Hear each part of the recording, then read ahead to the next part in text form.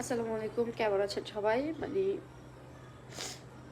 কিছু কথা বলতে চাই নাই, কিন্তু না বললেই নয়। এমন কিছু নিউজ চোখের সামনে আসে যেগুলো সহ্য করার মতো না।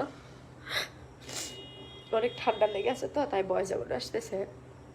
মানে বিশ্বাস করবেন, নিউজটা যখন দেখছি, এক কয়েকটা দেখছি, কয়েকটা অ্যাভয়েড করছি, সহ্য করতে পারি নাই। আমরা নাকি স্বাধীন দেশের মানুষ। এটা কেমন স্বাধীন?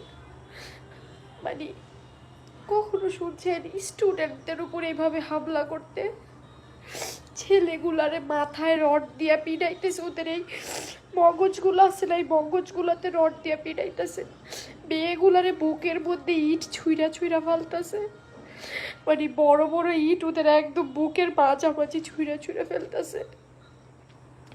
এক একটা ছেলে অসুস্থ, ওরে হসপিটালে ভর্তি করাইছে, হসপিটালের ভিতর চলে গেছে রড দিয়া, এরপরে লাঠি দিয়া ওরে মারতে। আমরা কি স্বাধীন দেশের মানুষ? বিষয়টা কি ভাবা যায়? আমরা স্বাধীন দেশের মানুষ, কত মা সন্তান হারাইতেছে, কত ভাই বোন হারাইতেছে, কত বোন ভাই হারাইতেছে। এটা কি মানা যায়? বাংলাদেশের মতো একটা স্বাধীন দেশে এগুলা কি হচ্ছে? আমি লজ্জিত যে আমি বাংলাদেশের নাগরিক। আমরা ছোট থেকে পড়ে আসছি যে শিক্ষায় জাতির মেরুদণ্ড, কিন্তু এখন দেখতেছি শিক্ষা জাতির মৃত্যুদণ্ড দেয়। সবার উচিত এক হওয়া, এক হওয়া, এক হইয়া নামা। আমার ইচ্ছে হয়েছে আমিও নামি, শুধু আমার বাবুটার জন্য বাইরে যেতে পারতেছি না। ছোট বাবু আছে বিদায়।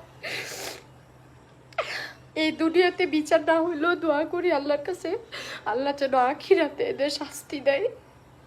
এইগুলি করার অনুমতি যে দিছে, এই শাস্তি দেন আল্লাহ আখিরাতে দেয়। কিভাবে মেয়েগুলারে রক্তাক্ত করতেছে, কিভাবে মারতেছে, হে আল্লাহ, আল্লাহ এগুলার বিচার দিব। কথা বলতে পারতেছি না।